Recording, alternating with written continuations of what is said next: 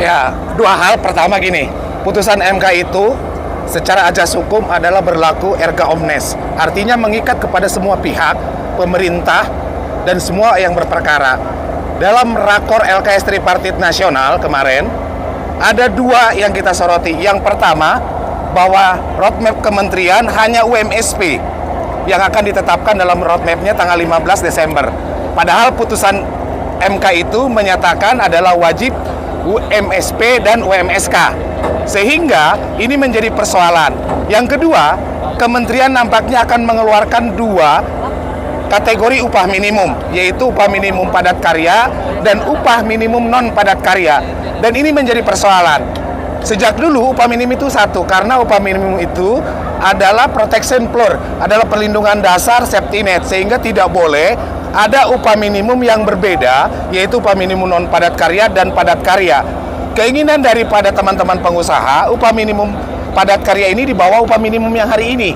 Dan ini yang harus kita kawal hari ini, memastikan kepada kementerian agar yang pertama tadi sudah sampaikan, tidak terburu-buru karena rencana kementerian tanggal 7 ini akan mengeluarkan permen. Kita minta jangan terburu-buru mengeluarkan yang permennya itu bertentangan dengan putusan MK yang pertama. Yang kedua, itu merugikan buruh karena pemerintah menafsirkan tidak sesuai dengan putusan MK.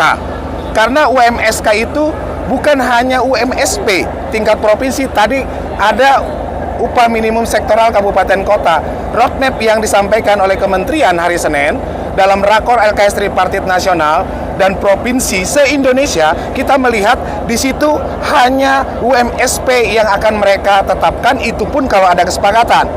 Nah, kita tidak menginginkan itu. UMSP wajib, UMSK wajib. Usulannya adalah rekomendasi Dewan Pengupahan Kabupaten Kota dan Provinsi. Tidak perlu ada kesepakatan di internal perusahaan, karena ini berbicara upah minimum, bukan upah di atas upah minimum.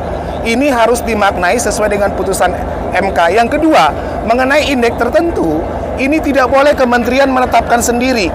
Karena di sana adalah indeks tertentu itu dimaknai oleh MK, kontribusi tenaga kerja terhadap pertumbuhan ekonomi provinsi maupun kabupaten kota. Artinya BPS kabupaten kota itu harus merundingkan dengan Dewan Pengupahan Kabupaten Kota dan Dewan Pengupahan Provinsi. Nah, aksi hari ini KSPSI dan SPMI adalah untuk memastikan agar permen atau peraturan menteri ataupun apa yang akan keluar nanti ini tidak keluar dari putusan MK, karena MK sudah menyatakan bahwa tentang pengupahan itu inkonstitusional, maka PP 51 secara hukum sudah tidak bisa lagi dipergunakan sebagai aturan dasar untuk penetapan upah minimum tahun 2025. Saya kira demikian tambahannya.